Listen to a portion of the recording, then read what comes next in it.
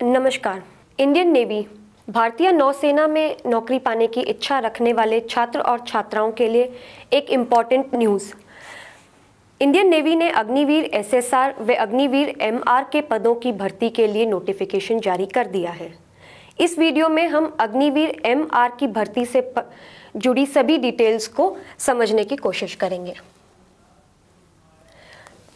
वे सब युवा छात्र और छात्राएं जो इंडियन नेवी में भर्ती होकर देश सेवा करना चाहते हैं, उनके लिए यह एक सुनहरा मौका है, क्योंकि इस बार इंडियन नेवी ने 3 बैच की भर्ती के लिए एक साथ आवेदन पत्र आमंत्रित किए हैं।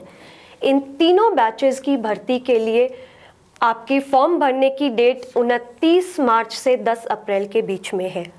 बहुत लंबा समय नहीं दिया गया है, 10-12 दिन का समय है, तो हमें ज़्यादा सोचना नहीं है, इधर उधर की बातों पे ध्यान नहीं देना है, एजेंट से मिलने की कोशिश नहीं करनी है, अपना फॉर्म भरना है और एग्ज़ाम की तैयारी शुरू करनी है, क्योंकि एग्ज़ाम भी 25 मई को ही है। टेंटेटिव डेट है, बट अप्रॉक्सीमेटली एग्ज़ाम मई में ही होगा, इसलिए जल्द से जल्द अपना फॉर्म भर के और एग्ज़ाम की तैयारी शुरू कर देनी है। एग्ज़ाम फॉर्म भरने के बाद आपको एक 3 दिन का करेक्शन विंडो भी मिलता है, 14 से 16 अप्रैल। यदि फॉर्म भरते वक्त आपसे कोई गलती हो जाती है या आप कोई डॉक्यूमेंट अटैच करना भूल गए हैं, तो वो सब आप इस ड्यूरेशन में कर सकते हैं।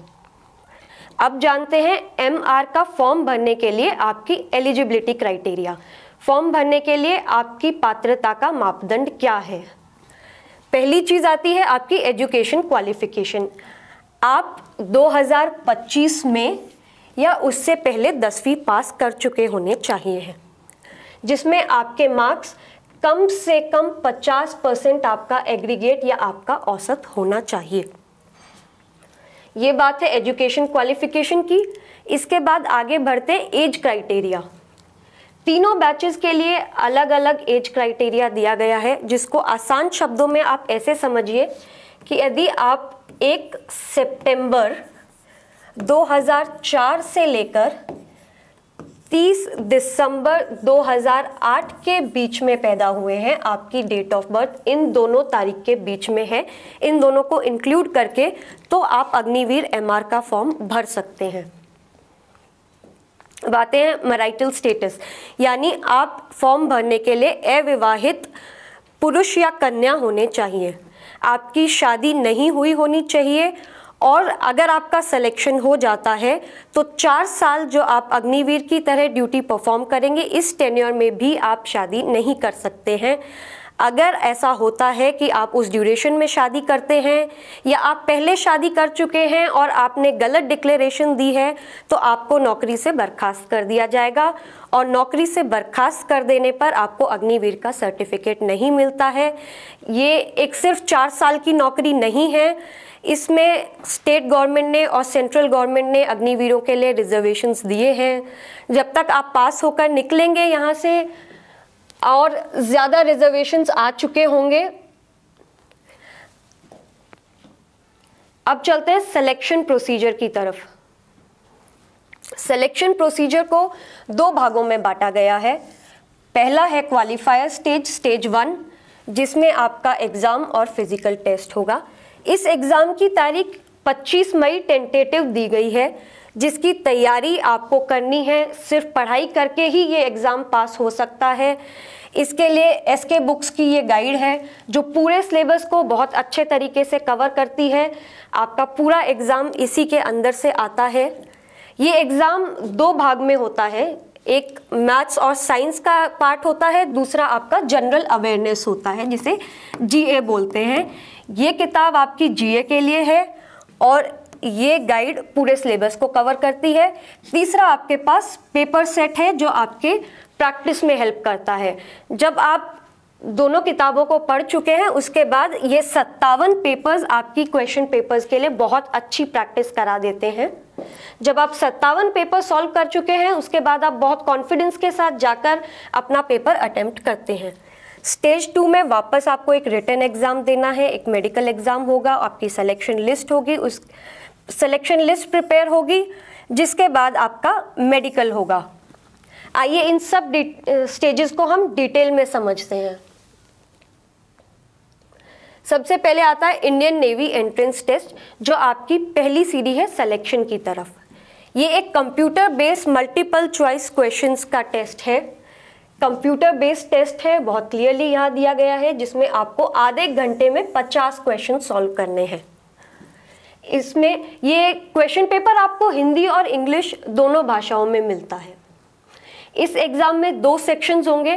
पहले में साइंस और मैथ्स, जिसके 25 क्वेश्चन होंगे, और अकेले जीए के आपको 25 क्वेश्चन मिलेंगे, जनरल अवेयरनेस के। जीके की बुक को हमें हल्के में नहीं लेना है। जितना साइंस और मैथ्स आ रहा है एग्ज़ाम में, उतना ही जीए भी आ रहा है, तो हमें दोनों के लिए प्रॉपर तैयारी करनी है। ये आपका क्वालिफायर एग्ज़ाम है, इसमें नेगेटिव मार्किंग भी है। हर सही क्वेश्चन का आपको 1 मार्क मिलेगा और हर गलत क्वेश्चन के लिए आपका 1/4 1/4 मार्क्स काट दिया जाएगा। तो गलत आंसर देने के लिए आपको पेनल्टी भी लगती है।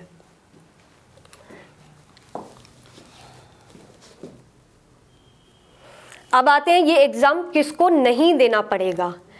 Exempt from stage 1 INET exam. पहली चीज़, अगर आप NCCC सर्टिफिकेट होल्डर हैं तो आपको ये एग्ज़ाम नहीं देना है। दूसरी बात, अगर आप एक स्पॉन्सर्ड कैंडिडेट हैं, स्पॉन्सर कैंडिडेट का मतलब आपके फादर, आपके पिताजी या आपके ब्रदर, आपके बड़े भाई इंडियन नेवी में सर्व कर चुके हैं या सर्व कर रहे हैं, इंडियन नेवी की जॉब कर चुके हैं या कर रहे हैं, तो आप एक स्पॉन्सर्ड कैंडिडेट हैं। स्पॉन्सरशिप के अलग अलग लेवल्स होते हैं जो इस नोटिफिकेशन में अभी क्लियर नहीं किए गए हैं। पहले करीब करीब ये लेवल चल रहा था, जिसकी अभी कोई क्लेरिफिकेशन नहीं है। इस नोटिफिकेशन में कुछ दिया नहीं गया है कि अगर आप किसी शहीद के पुत्र हैं तो आपको क्या रिबेट मिलेगी, आप कैजुअलिटी विक्टिम है तो क्या छूट मिलेगी। ये सब आपको बाद में क्लियर किया जाएगा। स्टेज 1 आईनेट को क्लियर करने के बाद आपका फिजिकल फिटनेस टेस्ट होता है। फिजिकल फिटनेस टेस्ट लड़के और लड़कियों के लिए अलग है। लड़कियों के लिए इसे थोड़ा आसान किया गया है।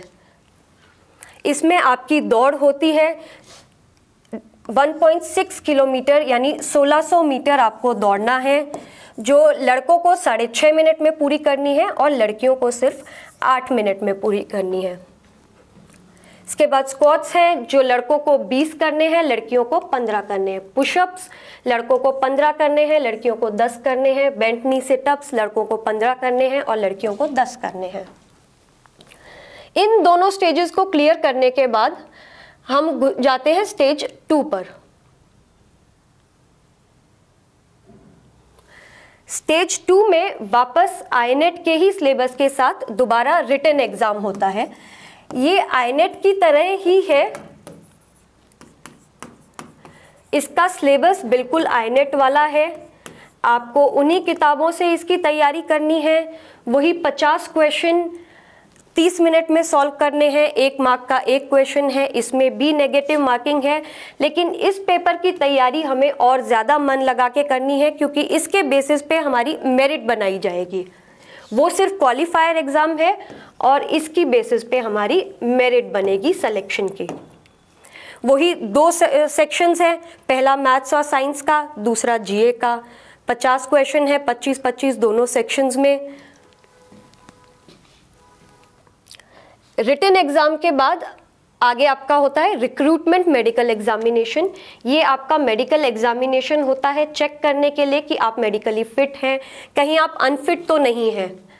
अगर आप यहाँ अनफिट पाए जाते हैं और आपको इस बात से आपत्ति है, आपको लगता है कि आप अनफिट नहीं हैं, तो आप 5 दिन के अंदर दोबारा किसी भी नेवी हॉस्पिटल, मिलिट्री हॉस्पिटल में अपनी जांच करवा सकते हैं। लेकिन ये 5 दिन के अंदर ही करानी है और डेजिग्नेटेड मिलिट्री हॉस्पिटल में ही कराई जाएगी।